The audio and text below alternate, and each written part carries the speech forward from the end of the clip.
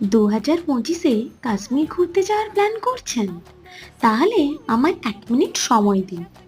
YouTube, ফেসবুকে এতক্ষণে অনেক ফেমাস ক্রিয়েটারদের ব্লগ দেখা নিশ্চয়ই কমপ্লিট আপনার, কিন্তু আসলে কি সবটাই সত্যি?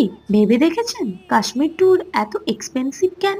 সব ট্রাভেল ব্লগার কি আদৌ পুরো সত্যিটা দেখায়? বাস্তবে গিয়ে কি আমরা সেই অভিজ্ঞতা পাই?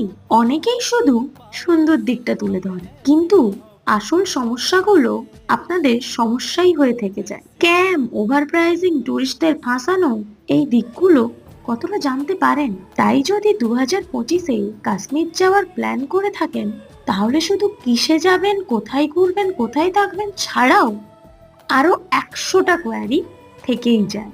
আমার চ্যানেলে শুধু ভ্রমণের ভিডিওই না, বরং আসল সত্যি, টাকা বাঁচানোর টিপস আর স্ক্যামের ফাঁদ এড়ানোর